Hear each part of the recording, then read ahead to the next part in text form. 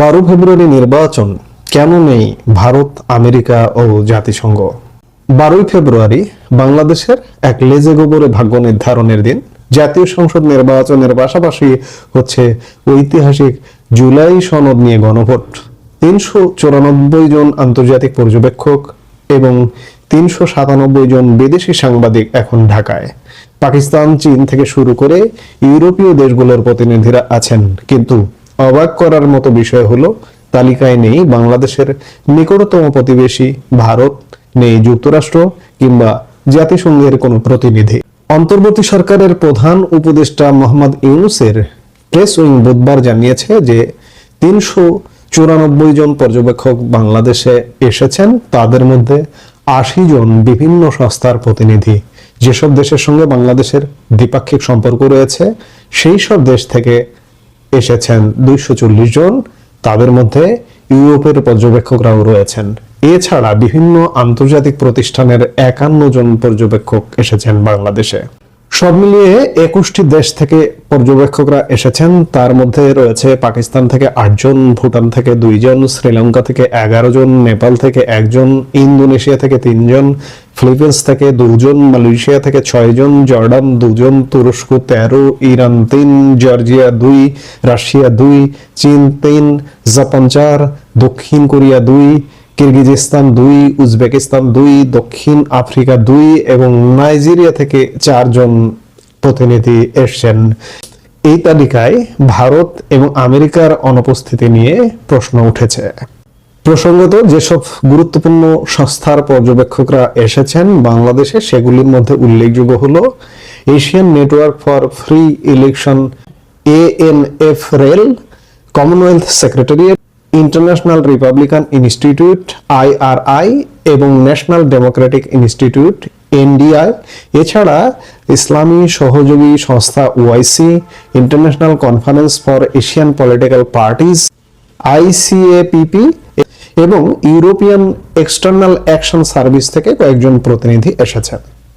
বিশেষ করে ভারত, যুক্তরাষ্ট্র এবং জাতিসংঘের কেন এই অনুপস্থিতি? এটি কি কেবল নিরাপত্তার অভাব নাকি বড় কোনো কূটনৈতিক বার্তা? দক্ষিণ এশিয়ার রাজনীতিতে যে ভারতের প্রভাব সব থেকে বেশি, সেই ভারতের একটি নামও প্রতিনিধি তালিকায়, পর্যবেক্ষক দলে বা প্রতিনিধি তালিকায় নেই। একইভাবে বিশ্বের মোড়ল হিসেবে পরিচিত আমেরিকা এবং বিশ্ব শান্তির রক্ষক জাতিসংঘ এই নির্বাচন পর্যবেক্ষণ থেকে নিজেদের বিরত রেখেছে। ভারতের না আসার পেছনে বিশ্লেষকরা প্রধানত 3টি কারণ দেখছেন। প্রথমত, নিরাপত্তা ও ভারত বিরোধী হাওয়া। বাংলাদেশে বর্তমানে তীব্র ভারত বিরোধী প্রচার এবং সংখ্যালঘু হিন্দুদের উপর নির্যাতনের যে অভিযোগ উঠেছে তাতে নিরাপত্তার বিষয়টি ভারত সরকারের কাছে সব থেকে বড় উদ্বেগের কারণ। দ্বিতীয়ত, ডক্টর ইউনূস সরকারের সাথে টানাপোড়েন। শেখ হাসিনা সরকারের পতনের পর বর্তমান অন্তর্বর্তী সরকারের সাথে নয়াদিল্লির সম্পর্ক আগের মতো মসৃণ নয়। তৃতীয়ত এবং সব থেকে গুরুত্বপূর্ণ কারণ, অনেকের মতে নয়াদিল্লি মনে করে সাবেক প্রধানমন্ত্রী শেখ হাসিনার দল আওয়ামী লীগকে বাদ দিয়ে এই নির্বাচন কখনোই পূর্ণাঙ্গ গণতান্ত্রিক হতে পারে না। ভারত হয়তো প্রতিনিধি না পাঠিয়ে ঢাকাকে এই বার্তাই দিতে চাইল যে আওয়ামী লীগবিহীন নির্বাচন তাদের কাছে গ্রহণযোগ্যতার সংকটে রয়েছে। এবার আসা যাক আমেরিকা এবং জাতিসংঘ প্রসঙ্গে। আমরা জানি গত কয়েক বছর ধরে বাংলাদেশে অবাধ ও সুষ্ঠু নির্বাচনের জন্য আমেরিকা সব থেকে বেশি চাপ দিয়ে আসছিল। তাহলে এখন তারা কেন নেই? বিশেষজ্ঞদের মতে যুক্তরাষ্ট্র হয়তো এই পরিস্থিতির ওপর নজর রাখলেও সরাসরি কোনো পক্ষ নিতে চাইছে না। অন্যদিকে জাতিসংঘ সাধারণত কোনো দেশের অভ্যন্তরীণ নির্বাচনে সরাসরি পর্যবেক্ষক পাঠায় না, যদি না সেখানে বড় কোনো অস্থিরতা বা বিশেষ কোনো অনুরোধ থাকে। তবে ভারত ও আমেরিকার এই একযোগে দূরত্ব বজায় রাখা বর্তমান নির্বাচন আয়োজক অন্তর্বর্তীকালীন সরকার এবং আগামীর যে সরকারটি আসছে সেই সরকারের জন্য এক বড় কূটনৈতিক চ্যালেঞ্জ হয়ে দেখা দিতে পারে।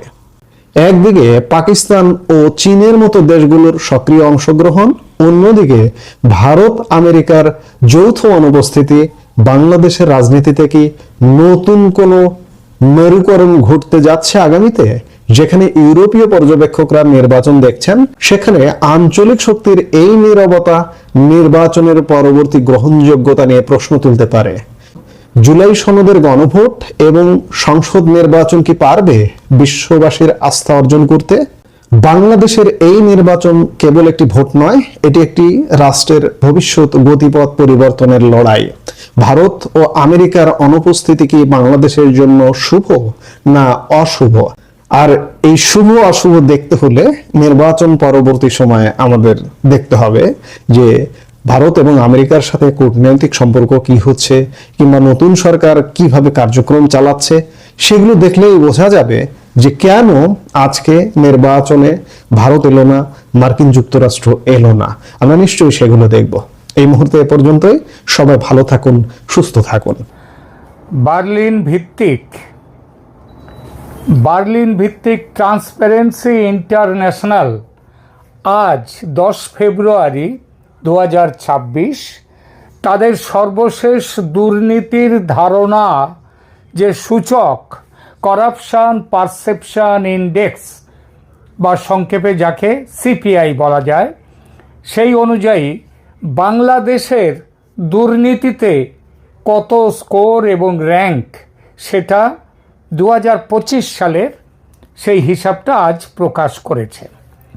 বাংলাদেশ এই সূচকে আগের বছরের র্যাঙ্কিং থেকে আরও এক ধাপ নিচে নেমেছে। বিশ্বের 182টি দেশের মধ্যে বাংলাদেশের র্যাঙ্ক এখন 170।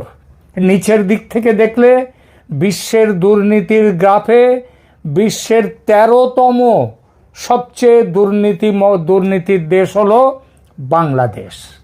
সান্ত্বনা হিসেবে কেউ বলতে পারেন বাংলাদেশের নিচে আরও 12টা দেশ আছে। অবশ্যই আছে, সেটা অস্বীকার করা যায় না। সুতরাং সেই আনন্দ নিয়ে যারা থাকবার তারা থাকতেই পারেন।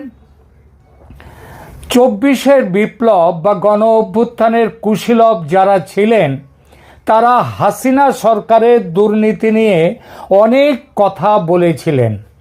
গল্পের গরু গাছে তুলে বাংলাদেশের অর্থনীতির বিশাল বোদ্ধা অর্থনীতিবিদ ডক্টর দেবপ্রিয় ভট্টাচার্য বলেছিলেন, শেখ হাসিনা ছিলেন দুর্নীতির সবচেয়ে বড় কারবারি।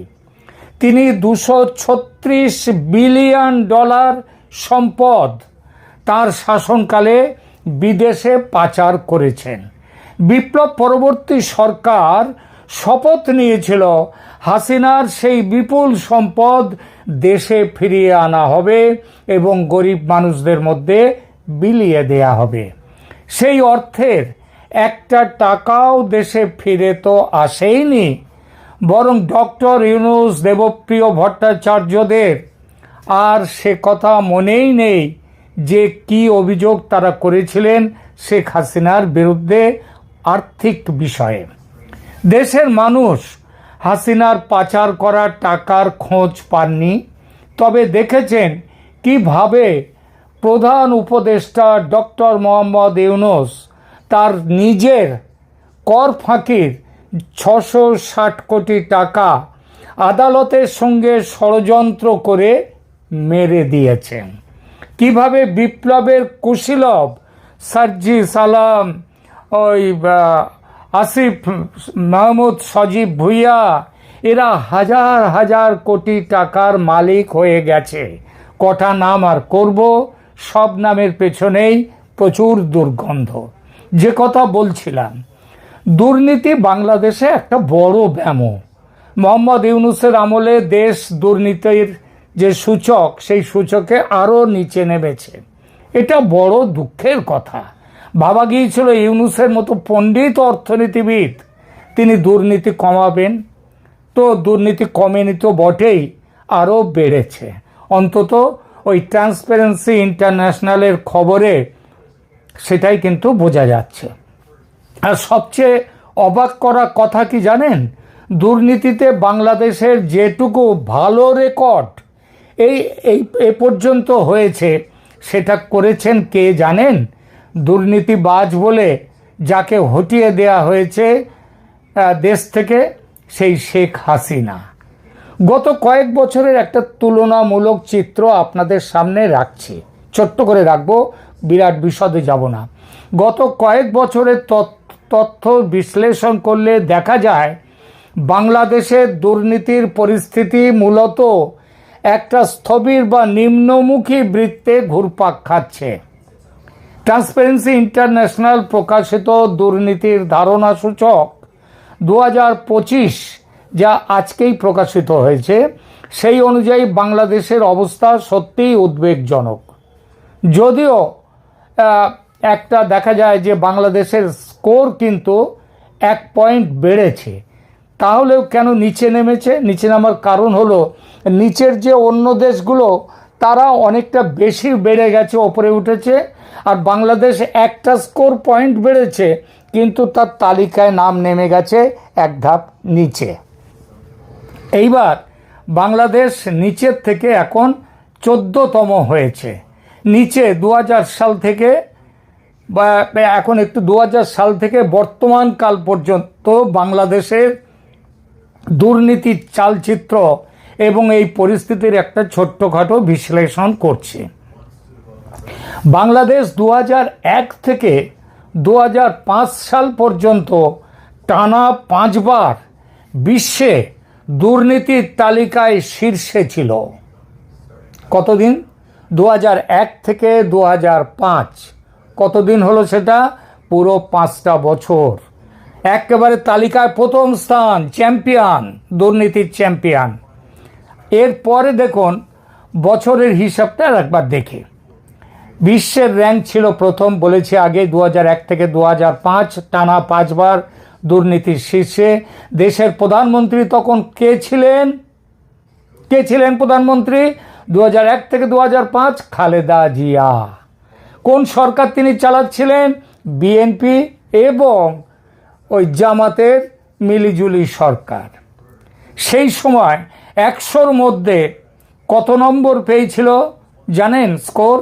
সেই স্কোরটা হচ্ছে 4 নম্বর পেয়েছিলেন প্রথমে 2001, 2005-এ 4 থেকে একটু একটু করে বেড়ে 15 পর্যন্ত উঠেছিল, কিন্তু দুনিয়ায় সেটা হলো সবচেয়ে নিচে।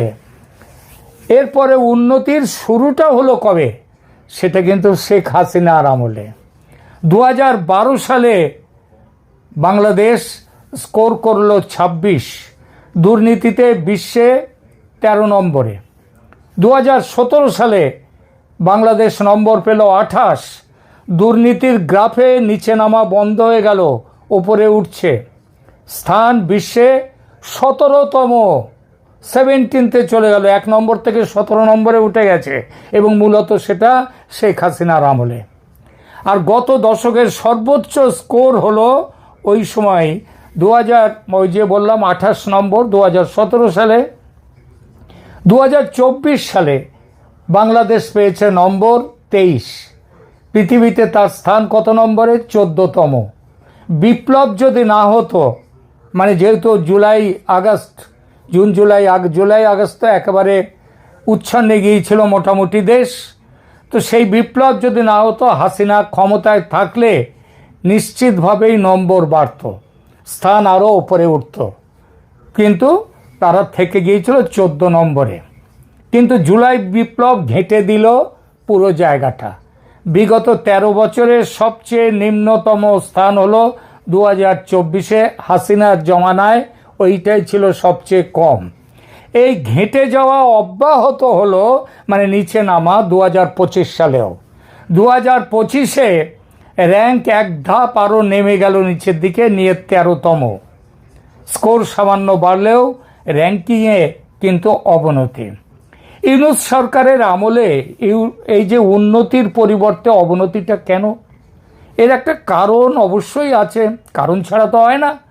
ছাত্র জনতার অভ্যুত্থানের পর ডক্টর মোহাম্মদ ইউনূসের অন্তর্বর্তী সরকার দায়িত্ব নিলেও দুর্নীতির সূচকে আশানুরূপ ফল হয়নি, এটা তো বোঝাই যাচ্ছে। এর কারণগুলো কি? একটা তো হচ্ছে বাংলাদেশের একটা চিরাচরিত লিগ্যাসি অফ ক্লেপ্টোক্রেসি, বা অতীতের এই দুর্নীতির একটা উত্তরাধিকার আছে। টিআইবি স্পষ্ট করেছে যে এই সূচকটি, এই সব সূচকগুলো বাংলাদেশে অন্য দেশগুলো যেমন নিচের থেকে ওপরে উঠছে অনেকটা দ্রুত গতিতে, বাংলাদেশ তা কিন্তু করে না। অর্থাৎ তাদের মধ্যে একটা অতীতের উত্তরাধিকার আছে। সেই উত্তরাধিকারটা হলো দুর্নীতির উত্তরাধিকার। দ্বিতীয়ত ক্ষমতার পালাবদল ও চাঁদাবাজির নতুন রূপ। জুলাই বিপ্লবের পর অনেক ক্ষেত্রে দুর্নীতির ধরন বদলেছে, কিন্তু তা পুরোপুরি বন্ধ হয়নি।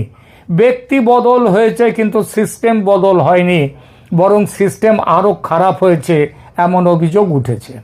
অনেক এলাকায় চাঁদাবাজির নিয়ন্ত্রণ কি হয়েছে, আগে হয়তো এক হাত থেকে হতো। আমাদের ওয়েস্ট বেঙ্গলও দেখা গেছে সিপিএম আমলে চাঁদা এক জায়গায় দিতে হতো, মানে এক জায়গায় সেখান থেকে ভাগাভাগি যাওয়ার হতো।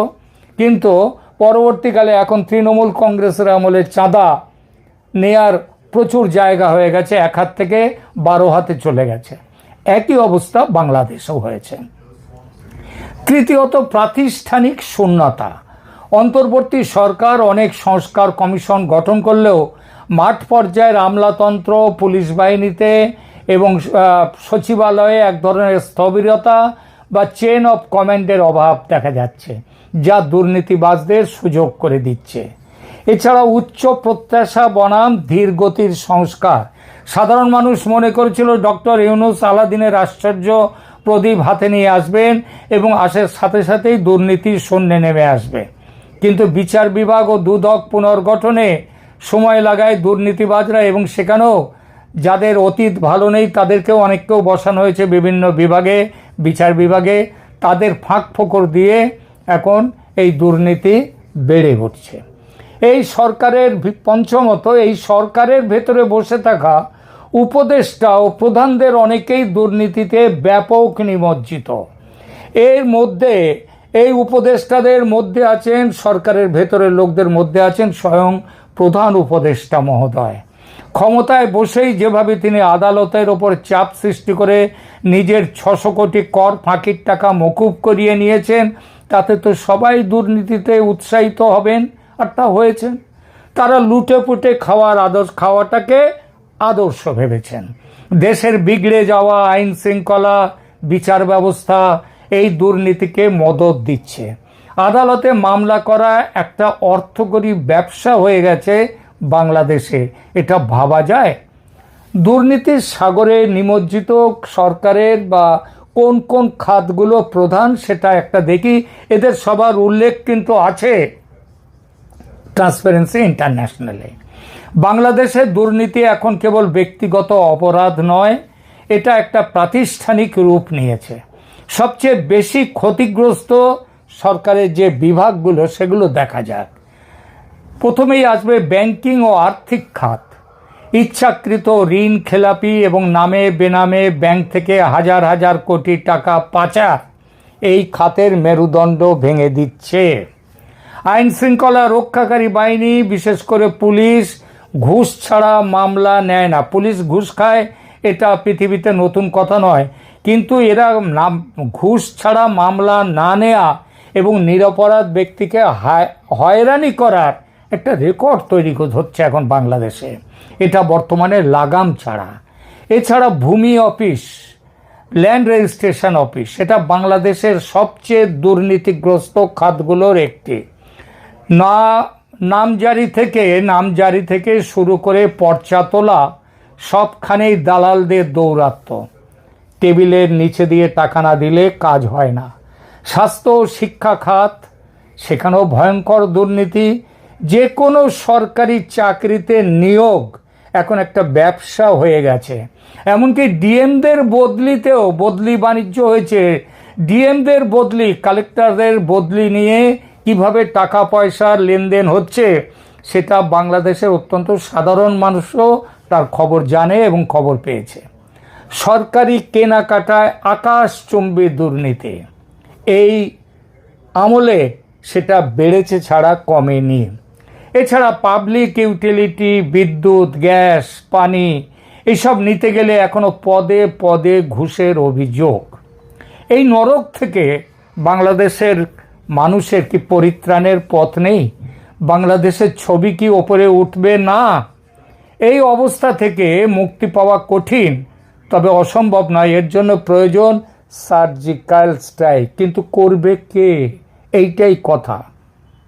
দুদকের স্বাধীনতা, বিচার বিভাগের স্বাধীনতা, এইসব দুদক মানে দুর্নীতি দমন কমিশন, তাদের যে স্বাধীনতা, সেগুলো যদি তাদের রাজনৈতিক প্রভাব মুক্ত যদি না করা যায়, তাহলে প্রভাবশালীদের বিরুদ্ধে মামলা করার ক্ষমতা এবং সাহস এদের থাকবে না। সম্পূর্ণ ডিজিটালাইজেশন চালু করতে হবে। ভূমি অফিস থেকে শুরু করে সরকারি সব টেন্ডার এবং সার্ভিস ডেলিভারি ডিজিটাল করতে হবে, যাতে মানুষ এবং সরকারি কর্মকর্তার সরাসরি সাক্ষাৎ না হয়।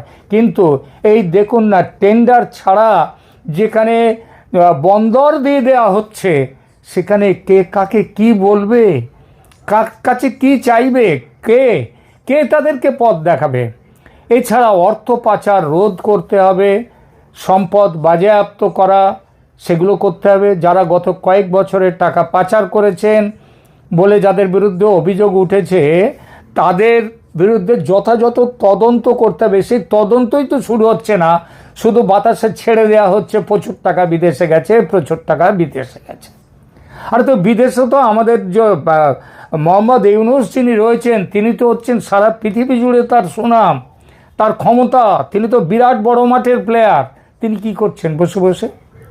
আর সবার উপরে আরও দুটো জিনিস বলবো, সেটা হচ্ছে স্বাধীন বিচার বিভাগ, দুর্নীতির মামলার বিচার দ্রুততম সময়ে শেষ করার জন্য এবং আইন অনুযায়ী শেষ করার জন্যে যে ট্রাইব্যুনাল ইত্যাদি তৈরি করতে হবে।